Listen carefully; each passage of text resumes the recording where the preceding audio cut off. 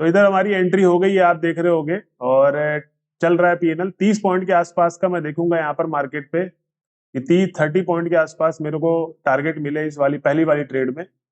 30 नहीं तो मैं देखूंगा 50 के आसपास, तो देखूंगा कि 50 पॉइंट के आसपास हमको टारगेट मिले, एक अच्छा प्रॉफिट देखने को मिलेगा अगर हमको टारगेट मिलता है। और इसके नीचे प्राइस अगर क्लोज करता है तो मैं ट्रेड को कट कर दूंगा। अभी प्राइस देखने को तो आया है नीचे की तरफ, ये आप देखोगे कोलैप्स तो किया है। अब बस इसको अच्छे से कोलैप्स कर दे, है ना, तो फिर एक अच्छा प्रॉफिट देखने को मिलेगा हमको। 360, बहुत बढ़िया। एक अच्छा स्पाइक देखने को मिला था यहाँ से, बहुत बढ़िया। एक ऐसे ही स्पाइक दे बड़ा सा तो मजा आ जाए। 1000 का प्रॉफिट देखने को मिला था अभी हमको, तो 1:2 के हिसाब से हमारा टारगेट होने वाला है, यहाँ पर डिसाइड हो गया है। तो स्टॉप लॉस हमारा 333 के आसपास लगेगा। तो अभी एक थोड़ा सा रेड कैंडल देखने को मिले, 900, 1000, बहुत बढ़िया। 2600, 3000। So friends, welcome back to our channel. दोस्तों, आज की वीडियो बहुत ही जबरदस्त होने वाली है। देखिए दोस्तों, आप लोगों में से बहुत सारे लोग इंट्राडे ट्रेडिंग करते होंगे और बहुत सारे जो नए लोग होंगे, इस चैनल पे भी आए होंगे नए लोग, वो लोग भी इंट्राडे ट्रेडिंग करने की सोच रहे होंगे। देखिए, आप लोगों ने बहुत सारे चैनलों में गए, बहुत सारे यूट्यूब के चैनलों में, अलग अलग चैनलों में जाके खगाल लिया मैं कौन सी एक ऐसी स्ट्रेटजी लगाऊं जिससे मेरे को प्रॉफिट ही प्रॉफिट हो। देखिए, एक हार्ड रूल तो ये है जो आप लोगों को मानना पड़ेगा कि आप लोगों को डेली प्रॉफिट तो नहीं होने वाला, लेकिन इस चीज का मैं आपके साथ कमिट कर सकता हूं कि जो मेरी स्ट्रेटजी है डिमांड एंड सप्लाई, उसमें आपको 10 में से 8 बार प्रॉफिट तो जरूर होगा। जी हाँ दोस्तों, 10 में से 8 बार। कैसे होगा? डिमांड एंड सप्लाई का पूरा कॉन्सेप्ट मैंने समझा रखा है, क्योंकि आप सबको ही पता है कि मार्केट डिमांड एंड सप्लाई में ही काम करता है। अगर ऊपर रेजिस्टेंस है तो ऊपर सेलर बैठे हैं तो मार्केट में सप्लाई आएगी ही आएगी। तो पुट में कब एंट्री बनाना है ये पता है मैंने। फिर उसके बाद मार्केट में अगर बायर है, सपोर्ट है ना, दो ही तरीके से तो मार्केट काम करता है, सपोर्ट और रेजिस्टेंस। अगर मार्केट में सपोर्ट है तो यहां पर बायर बैठे हुए, तो किस जगह से कॉल में एंट्री बनेगी वो मैंने डिमांड एंड सप्लाई में पूरा कॉन्सेप्ट समझा रखा है आप लोगों को। अब आज की वीडियो किसके ऊपर होने वाली है? थंबनेल में तो आपने देख ही लिया होगा कि मैं as a option buyer trader मैं क्या यूज करता हूं अपने इंट्राडे ट्रेडिंग स्ट्रेटजी में इंडिकेटर, और वो इंडिकेटर मेरी कितनी ज्यादा हेल्प करते हैं और उन इंडिकेटर में कितना विश्वास करना चाहिए, वो मैंने पूरा आज डिटेल में बनाया है इस वीडियो में। तो आपको बेसिकली मैं अभी बता देता हूं कि जब भी मार्केट पे जो सुप्रीम है वो क्या है, प्राइस एक्शन ही है। वो उस इंडिकेटर तो प्राइस बनने के बाद वो फॉर्म होते हैं, लेकिन कुछ इंडिकेटर ऐसे हैं जो आपको इंडिकेट करते कि मार्केट में ट्रेंड अब यहां से आने वाला है। ठीक, उन्हीं इंडिकेटर के बारे में मैंने आज डिटेल में पूरा बताया गया है। मैं सिर्फ और सिर्फ अपनी डेली लाइफ में 2 इंडिकेटर यूज करता हूं, मैक्सिमम से मैक्सिमम तीसरा इंडिकेटर में देख लेता हूं। तो उन्हीं 3 इंडिकेटर के बारे में बताया गया है डिटेल पे, कैसे ट्रेड वगैरह करनी होती है, कॉल में एक एंट्री कब लेंगे, पुट पे एंट्री कब लेंगे, और सबसे बड़ी बात कि मैंने जो 10 में से 8 बार वाली बात बोली थी, वो इंडिकेटर में आप जब जाओगे तो वो 10 में से 8 बार वही करके दिखाएंगे। तो चलिए चलते हैं चार्ट की तरफ और पूरे पर्सपेक्टिव को समझते हैं एकदम डिटेल में कि कैसे एज एक इंट्राडे ट्रेडर, ऑप्शन बायर, कैसे एक अच्छा प्रॉफिट कमा सकता है विद द हेल्प ऑफ मेरे इंडिकेटर के यूज करना, जो मैं इंडिकेटर जिस तरीके से यूज करता हूं। तो चलिए चलते हैं चार्ट की तरफ। तो फ्रेंड्स, हम लोग आ गए हैं चार्ट पे। और जैसे कि मैंने आपको बताया कि जितने भी पुराने लोग हैं सबको पता है कि मैं कौन से इंडिकेटर यूज करता हूँ। ये वीडियो उन लोगों के लिए है जो नए बंदे हैं, ठीक। और मैं आप सबको बताना चाहता हूँ कि आप लोग एज अ ऑप्शन बायर हैं, और मैक्सिमम नंबर ऑफ पीपल हमारे इंडिया में क्या करते हैं, ऑप्शन बाइंग ही करते हैं। और बाकी जो लोग हैं वो क्या करते हैं, कैश में ट्रेड करते हैं, और कैश के ऑप्शन मतलब जो स्टॉक का हो गया उसके ऑप्शन में ट्रेड करते हैं, ठीक। तो 3-4 प्रकार के मोस्टली ज्यादा ट्रेडर देखे गए हैं और ज्यादातर लोग यही करते हैं।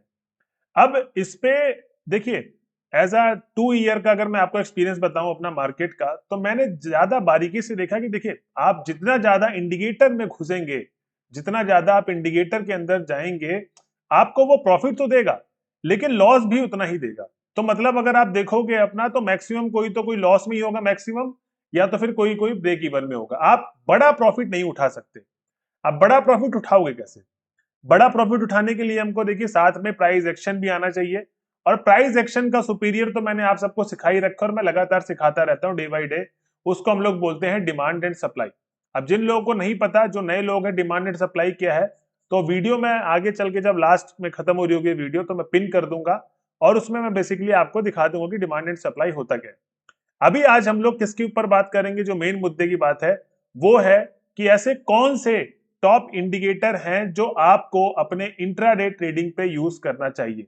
चाहे आप ऑप्शन ट्रेड कर रहे हो, चाहे आप कैश में ट्रेड कर रहे हो, चाहे आप स्टॉक के अंदर ट्रेड कर रहे हो ऑप्शन में, जिसके अंदर भी आप ट्रेड कर रहे हो, आपको कौन से इंडिकेटर, चाहे आप फ्यूचर भी ट्रेड कर रहे हो और चाहे आप कमोडिटी मार्केट ट्रेड कर रहे हो, ठीक, ये सारे जितने भी मार्केट के मैंने सेगमेंट बताए हैं आपको, इसके अंदर मैंने बताऊंगा कौन से आपको टॉप इंडिकेटर यूज करने हैं जो आपको अच्छा रिटर्न लाके देंगे, प्लस हम लोग थोड़ा बहुत इसमें डिमांड एंड सप्लाई को ऐड कर देंगे।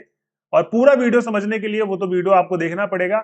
मैं आपको डिमांड एंड सप्लाई के साथ ये ऐड करके इंडिकेटर बताने वाला हूं, क्योंकि देखिए जैसे कि आप सबको पता है, मैं हमेशा से एक चीज बोलता हूं कि जो आप पूरे दिन में ट्रेड करते हो, ठीक है, जो आप पूरे दिन में ट्रेड करते हो, उस ट्रेड को आप किस तरीके से समझो कि ये मेरा ट्रेड काफी इंपॉर्टेंट है।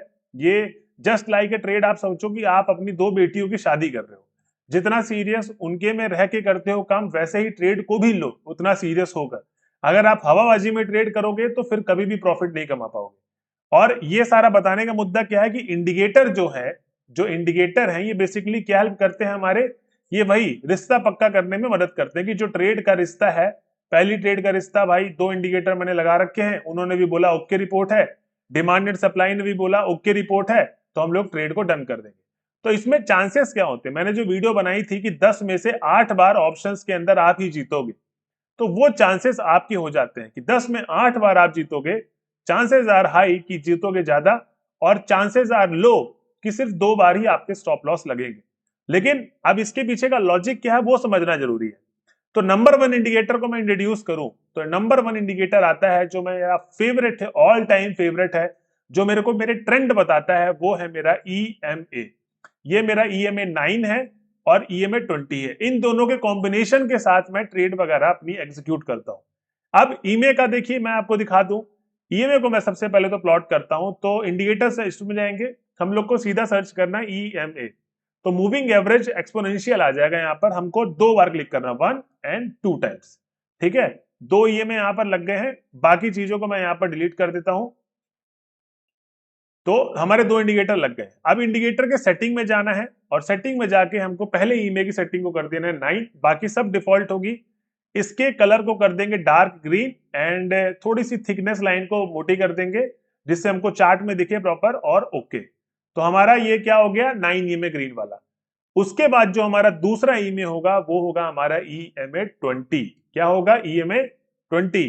तो बेसिकली सारी चीजें डिफॉल्ट होंगी, बस अपना इनपुट में जो हम लोग डालेंगे लेंथ वो 20 होगा, और ये ब्लैक कलर का ही होगा और सब कुछ सेम। तो ये हमारा हो गया क्या, 2 EMA हमने लगा दिया।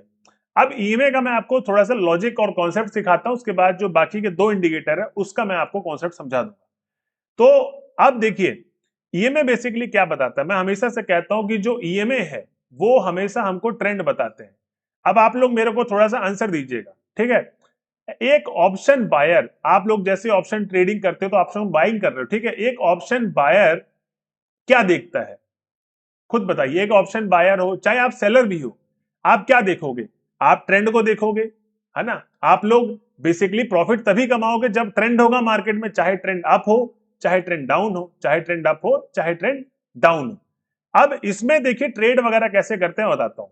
हम लोग इसमें डिमांड एंड सप्लाई देखेंगे। तो आज के अगर मार्केट को मैं लेके चलूं सबसे स्टार्टिंग पे, तो मार्केट आज 1000 पॉइंट 900 पॉइंट के आसपास गैप अप खुला था, है ना।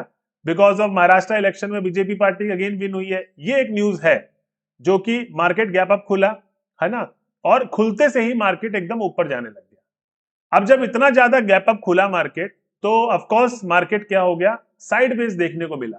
और मैंने अपने पुराने स्टूडेंट को यही बता रखा है कि जब भी मार्केट एकदम इतना ज्यादा मूव के साथ ऊपर खुलता है तो खुलते ही भी ट्रेड वगैरह मत लो, वेट करो।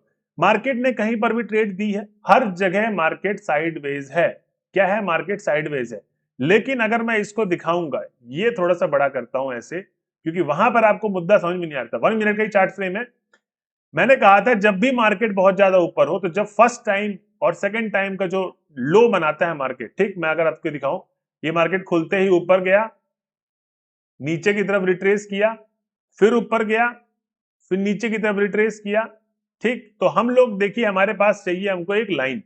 तो लाइन अगर मैं यहां से उठाऊं, तो लाइन मैं इधर से ये उठाया, हॉरिजॉन्टल लाइन। तो पहली बार तो मैंने लाइन यहां बनाई थी, मेरे डिमांड जोन के हिसाब से, तो लाइन ये होगी। तो मैंने जो लाइन बनाई थी इधर की, मुझे लगा था कि मार्केट अब यहां से ऊपर जाएगा, ठीक। आप देखोगे मार्केट अब यहां से ऊपर जाएगा। तो हम लोग की जो डिमांड जोन की जो लाइन हम लोग ड्रॉ करते हैं, वो कैसे करते हैं, करंट कैंडल और करंट के जो पिछली वाली कैंडल होती है उसका जस्ट ऊपर का हाई मार्क करते हैं। आप देखोगे प्राइस यहां पर आया है, ठीक, यहां तो गया फर्स्ट टाइम, हम लोग को यहां पर दूसरी लाइन डालने पे मजबूर किया कि हमारा ये क्या हो गया, डिमांड जोन हो गया। अब आप देखोगे प्राइस आया नीचे, ऊपर गया, ठीक, अब वापस से नीचे आया। अब देखिए यहां पर मैं आपको लॉजिक समझाता हूं। अब होता यूं है कि जब वापस से नीचे आया तो मार्केट ने क्या किया, हमारे डिमांड जोन को कोलैप्स कर दिया, ठीक। नहीं तो अगर प्राइस को नीचे से आया, ऊपर गया, फिर नीचे आना था, तो यहीं से ऊपर जाता, एक नया लो नहीं बनाता। यहां पर नया लो बनाया है, तो हम लोग क्या करेंगे, अब अपनी लाइन को शिफ्ट करेंगे, तो वो हमारा डिमांड जोन क्या हो गया, ब्रेक हो गया। पुराने बंदे होंगे वो समझ में आ रहा होगा उनको, ठीक है। हम लोगों ने वापस से अपनी लाइन को नीचे की तरफ किया, और टाइम कितना हुआ है, अभी 9:56 ही हुए हैं, मार्केट में ज्यादा टाइम नहीं हुआ है, 9:56। उसके बाद मार्केट अगेन ऊपर गया। हम लोग क्या करेंगे, जो भी करंट कैंडल है उसी के जस्ट प्रीवियस कैंडल के लो का, हाई का सॉरी, हम लोग मार्क कर देंगे। तो हम लोगों ने ये वाला मार्क कर दिया एरिया। अब देखिए यहां पर ईएमए कैसे यूज होता है। इस बार प्राइस ऊपर गया है, नीचे आने के साथ यहां से ऊपर जाने लग गया। अब आप लोग बताना, जितने भी सीरियस हो गए आप सब लोग बताना।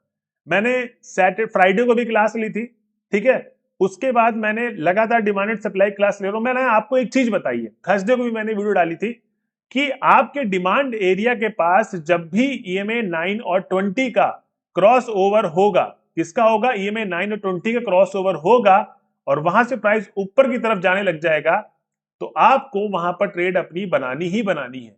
हमारा पहला वाला डिमांड जोन नहीं बना था, ये ध्यान रखना, ये हमारा पहला वाला डिमांड जोन नहीं बना था, ब्रेक हो गया था ये वाला, ठीक, इसके लो के साथ ये ब्रेक हो गया था।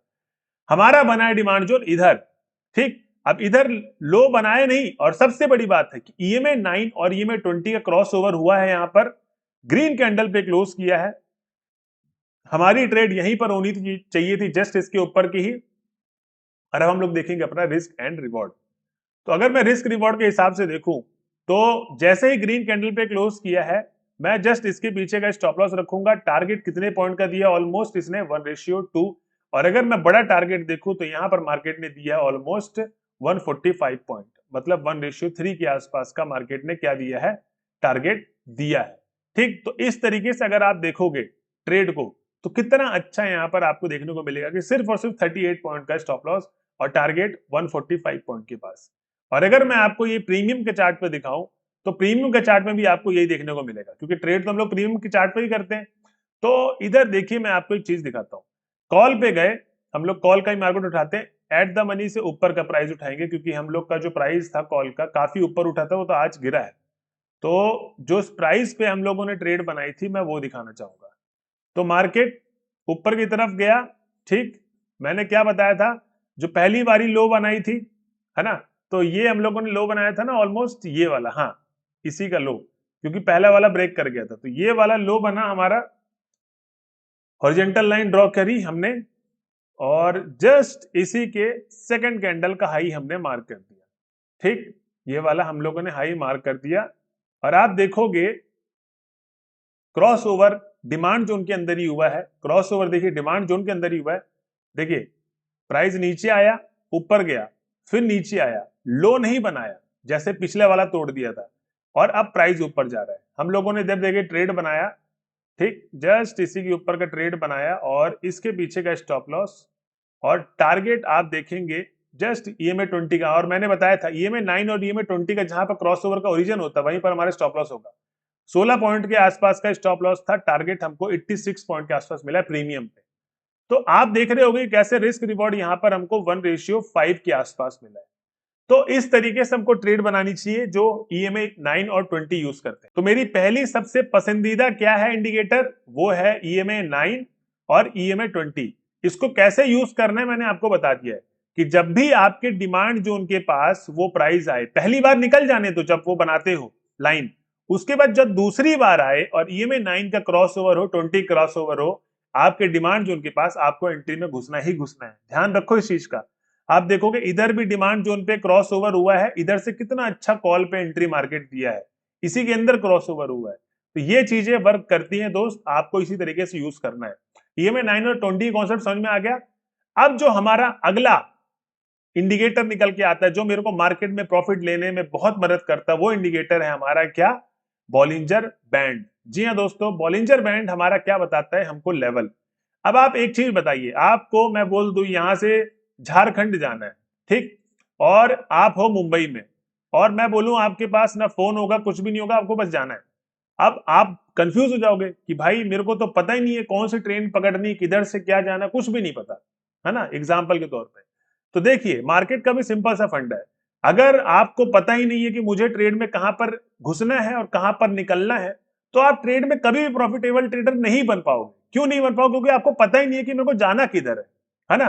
तो वही चीज सिंपल है कि बॉलिंजर बैंड हमको बताता है क्या, हमारा नक्शा, हमारे चार्ट का नक्शा बताता है कि प्राइस अभी किधर जाएगा और किधर नीचे गिरेगा, ये सारी चीजें बताता है। कैसे बताता है मैं आपको प्रूफ करके दिखाता हूं। आज का मार्केट अगर आप देखोगे तो अब कल क्या होने वाला है मैं वो प्रिडिक्ट करके बताता हूं आपको। हम लोग जाएंगे सबसे पहले वीकली पे।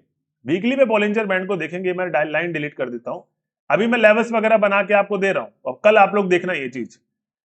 हमारा वीकली पे लेवल्स जो पहला निकल कर आ रहा है वो है ये 53,414। दूसरा लेवल निकल कर आ रहा है ये लोअर बैंड जो है 49,521। और तीसरा लेवल निकल कर आ रहा है मिडल बैंड जो है ये क्या, 51,530। अब देखिए मैं सबसे पहले तो सिखा दूं, जो बॉलिंजर बैंड का अपर लेवल होता है उसको बोलते हैं हम लोग अपर बैंड, जो कि रेजिस्टेंस का काम करता है। जो बॉलिंजर बैंड का मिडल बैंड होता है वो काम करता है किसका, सपोर्ट का। अगर प्राइस ऊपर है, अगर प्राइस इसके नीचे ही है, सपोर्ट से उठी, तो वो रेजिस्टेंस का काम करेगा। तो ये मिडल बैंड हो गया। और लोअर बैंड काम करता है किसका, सपोर्ट का। ध्यान रखना। तो बॉलिंजर बैंड बेसिकली लेवल्स बताते हैं और प्रीवियस आप देखोगे सपोर्ट रेजिस्टेंस का ही बताता है वो। तो बहुत प्यारा बताता है लेवल्स। इसकी सेटिंग क्या होगी आप लोगों को मैं दिखा दूं, तो सेटिंग इसकी बेसिकली होगी डिफॉल्ट 0, ये लेंथ 20 मल्ट 2 और डिफॉल्ट आपकी, ठीक। तो डिफॉल्ट सेटिंग होगी। अब वीकली के बाद आप लोग क्या करते हैं, डेली पे जाएंगे और डेली पे देखेंगे कि मार्केट आज गैप अप खुला है, लेकिन इधर से इस रेंज से देखेंगे तो बार बार मार्केट में क्या आई है, सेलिंग आई है और आज फिर मार्केट उसी रेंज में पहुंच गया। तो भाई सेलर तो यहां पर है। अब हम लोग देखेंगे कि अगर मार्केट कल गैप डाउन खुलता है, ठीक, अगर मार्केट कल गैप डाउन खुलता है, 100 से ज्यादा गैप डाउन खुलता है, 100 पॉइंट से ज्यादा, तो हम लोग कल पुट की एंट्री ही बनाएंगे। जी हाँ दोस्तों, कल पुट की ही एंट्री बनेगी और जो आज मार्केट गैप खुला है इतना ज्यादा, उस गैप को फिल करने आएगा और हम लोग वो वाला पूरा टारगेट होगा हमारा पॉइंट। कम से कम हम लोग 200-300 पॉइंट के लिए भी देख सकते हैं। अब देखिए यहां पर लेवल कैसे बनेगा। लेवल हमारा पहला अपर बैंड कहां बता रहा है, 52,751 पे। दूसरा मिडल बैंड कहां पर बता रहा है, तो मिडल बैंड जो बेसिकली होता है वो 20 में होता है, मूविंग एवरेज, मतलब 20 दिनों का एवरेज प्राइस ही बताता है। तो वो है ऑलमोस्ट किधर, 51,328 पे। और लोअर बैंड है 49,902 पे। तो हमारे बेसिकली अपर बैंड और लोअर बैंड हमको फिर से पता चल गया डेली का। और तीसरा जो हम लोग को टाइम फ्रेम यूज करना है, तो हम लोगों ने पहले वीकली किया, फिर डेली किया, अब हम लोग 1 आवर करेंगे, उसके बाद कोई भी टाइम फ्रेम यूज नहीं करने वाले। तो टाइम फ्रेम 1 आवर में देखिए वहीं पर है एग्जैक्ट 52,700 के रेंज पे। दूसरा वाला भी ऑलमोस्ट उसी है, 51,472 का लेवल। और तीसरा वाला 59,814 का, ऑलमोस्ट उसी जगह पे सपोर्ट है। देखो ना आप लोग खुद। अब देखिए बॉलिंजर बैंड को हम लोग यहां से कर देंगे बंद। अब देखिए यहां पर हम लोग ट्रेड कैसे लेते हैं, आप खुद सोचिए कि मार्केट एकदम बीचों बीच है। मेन सपोर्ट हमारा ये है प्राइस का। अगर मैं यहां पर प्राइस रेंज से ये ग्रीन कर दूं तो कुछ गलत तो नहीं होगा, क्योंकि यहां पर एक डिमांड जोन है, प्राइस यहां पर सपोर्ट ले सकता है। प्लस एक डिमांड जोन तो ये भी है, ये देखो एक डिमांड जोन तो ये भी है। और दूसरी बात अगर मैं देखूं तो रेजिस्टेंस का एक ये लेवल काम करेगा, इसको मैं कर दूंगा रेड। तो इधर हम लोग को बेसिकली ये पता चल रहा है कि मार्केट पे रेजिस्टेंस तो एक ही है, सपोर्ट दो है। तो अगर मार्केट कल गैप डाउन खुलता है ना, मार्केट कल गैप डाउन खुलता है इस रेंज पर, क्लोज तो यहां पर हो गया है 52,199 पे। अगर यहां पर अगर मार्केट ओपन होता है तो हम लोग किसकी तरफ देखेंगे एंट्री? पुट की तरफ। और पूरा पॉइंट ये खाली पड़ा हुआ है। और कितना पॉइंट खाली पड़ा, और हम लोगों ने बार बार देखा वहां से सेलिंग आती है। मार्केट में ऑलमोस्ट 623 पॉइंट के आसपास जगह खाली पड़ी है। जी हाँ दोस्तों, 623 पॉइंट के आसपास। तो हम लोग कल क्या देखेंगे? पुट की तरफ एंट्री। अभी से मैंने बता दिया आपको। तो देखिए, दो चीजें हो गई जो मेरी दो बेस्ट क्या है इंडिकेटर है। पहला हो गया EMA 9 और 20, और दूसरा हो गया हमारा बॉलिंजर बैंड। ठीक, अब तीसरा इंडिकेटर जो मैं आपको बता रहा हूं और जो one of the last and most और बहुत तगड़ा इंडिकेटर है, वो है हमारा MACD। ठीक, MACD को मैं यूज करता हूं। अब देखिए कैसे यूज करता हूं। अगर मैं इसको 5 मिनट और 15 मिनट में खोल के दिखाऊं तो ये प्राइस एक्शन बड़ा प्यारा बताता है। और अगर ये डिमांड जोन के आसपास क्रॉस ओवर हो तो और भी जानदार हो जाता है। ठीक, अगर आप देखोगे 1 मिनट में, तो हमारा डिमांड जोन कहां पर बना था? हमारा डिमांड जोन बना था इधर। ठीक, मैं एक बार पॉज करके तो यहां पर हम लोगों ने लाइन बनाई थी अपनी, याद हो किसी को, तो वो ब्रेक कर दी थी इस वाली ने। तो हमारा डिमांड जोन बना था किधर? इस रेंज पर।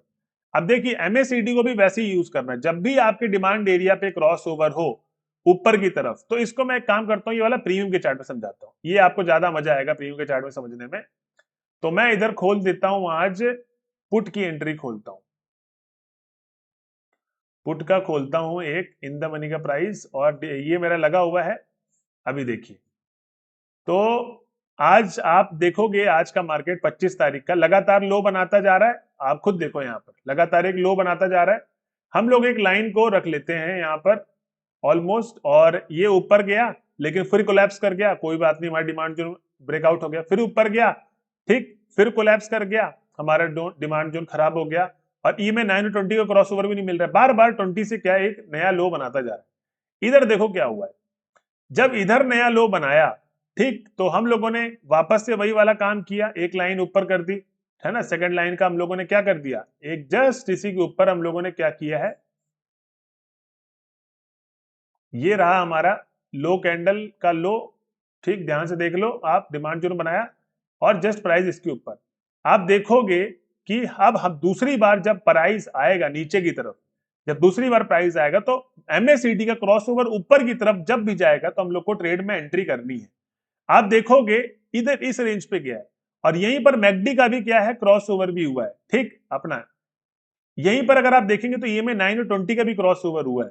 ठीक, दूसरी बार जब डिमांड जोन पे आया प्राइस, प्लस मैकडी का भी क्रॉस ओवर हुआ है, और उसके बाद आपका रिजल्ट देख लो क्या है। मतलब अगर आप EMA 9, EMA 20 और MACD का क्रॉस ओवर पूरा पूरा मिला देते हो अपने डिमांड जोन पे, तो वहां पर आपके फेल होने के चांसेस बहुत कम हो जाते हैं।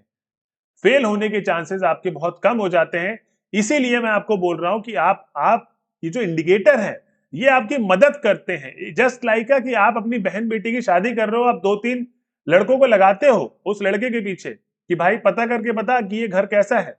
मैं वही बता रहा हूं कि ट्रेड भी आप जब लेते हो, तो आप ट्रेड जब इंडिकेटर की हेल्प लेते हो, तो इंडिकेटर बताता है कि इस ट्रेड में आपके सक्सेस होने के चांसेस इतने हैं। जी हाँ, आप ट्रेड ले लो और आप देखोगे यहां पर हमको कितने पॉइंट मिले। रिस्क रिवॉर्ड के हिसाब से अगर हम लोग ट्रेड में देखें, एंट्री करें, तो यहां पर ऑलमोस्ट MACD का क्रॉस ओवर यहां हुआ है। जस्ट इसी के पीछे का स्टॉप लॉस रखेंगे, ठीक है हमारा। और टारगेट आप देखोगे हमको 1:4 दिया है। कितने पॉइंट दिया है? 167 पॉइंट के आसपास, और ये प्रीमियम के चार्ट पे है। तो देखिए दोस्तों, ये सारी चीजें हमको इग्नोर नहीं कर सकते, बहुत अच्छा काम करती हैं। और अगर आप देखोगे भी चीजें, तो बहुत अच्छे तरीके से यहां पर भी काम करें, इंडेक्स के चार्ट पे भी। मैकडी का क्रॉस ओवर, ठीक है, EMA 9 और 20 का इधर क्रॉस ओवर हुआ, मैकडी का भी हुआ, कितना अच्छा फॉल देखने को मिला। ठीक, इधर देखिएगा, अगर वापस से मैकडी क्रॉस ओवर नीचे और इधर EMA 920 क्रॉस ओवर, वापस से कितना अच्छा फॉल देखने को मिला। तो हम लोग बेसिकली जितना अच्छा डिमांड जोन ड्रॉ करके, डिमांड जोन और सप्लाई जोन ड्रॉ करके जितना अच्छा सा ट्रेड बनाएंगे और इन इंडिकेटर का यूज करेंगे, उतना ही हमको सक्सेसफुल होने वाले हैं। तो हम लोगों ने आज के दिन कितने इंडिकेटर के बारे में बात की है? पहला हमारा EMA 9, EMA 20 हो गया, जो मेरा सबसे बेस्ट है, जो मेरे को सिर्फ और सिर्फ ये इंडिकेटर दे दो और मेरा डिमांड जोन और सप्लाई जोन में बनाना स्टार्ट। मेरे को किसी भी चीज की जरूरत नहीं है, मैं यहां से प्रॉफिट ले जाऊंगा। दूसरा बॉलिंजर बैंड, ठीक, जो कि मेरे को बताता है कि स्टैटिक लेवल क्या है, ठीक, स्पेसिफिक लेवल्स आपको बताता है, ड्रॉ करता है कि मार्केट किधर जा सकता है, इधर गया तो हम लोग क्या करेंगे। तीसरी बात हमारा MACD का क्रॉसओवर, तो MACD के क्रॉसओवर तो तीसरा वाला अगर मर्ज कर दिए तो आपने रिजल्ट दिखा कैसे मिलते हैं। और ये सब आपको बैक टेस्ट करना ही आपका होमवर्क है। मैं चीजें बता सकता हूं, होमवर्क आपको खुद करना पड़ेगा बैक टेस्ट करके। इन दोनों को मर्ज करके देखो, है ना, जितना ज्यादा आपको ये इस पे स्ट्रॉन्ग कंफर्मेशन मिलेंगे हर चीज पे, तो आपकी ट्रेड में कॉन्फिडेंस लेवल ज्यादा बढ़ेगा। तो दोस्तों यही चीजें बतानी थी कि 3 इंडिकेटर के बेस पे आप लोग अपने कैरियर को आगे परस्यू कर सकते हो इस ट्रेडिंग जर्नी पे। सिर्फ और सिर्फ आपको बेसिकली आना चाहिए demand zone and supply zone किधर से मार्केट में बन रहा है, और उसकी वीडियो मैंने भरपूर बना रखी है अपने चैनल पे, तो आप देखोगे मिल जाएगी। लास्ट इस वीडियो में मैं पिन कर दूंगा, तो वहां पर भी आप देख लेना, जिसको भी डिमांड एंड सप्लाई का चीज नहीं फंडा समझ में नहीं आता। ठीक, तो दोस्तों यही थी आज की वीडियो। अगर आपको वीडियो अच्छी लगी होगी तो चैनल कर ले सब्सक्राइब और बेल नोटिफिकेशन को ऑन कर ले, जिससे मेरी आने वाली अपकमिंग वीडियोस आपको मिलती रहे। मिलते हैं अगले वीडियो में, जब तक के लिए जय हिंद दोस्तों।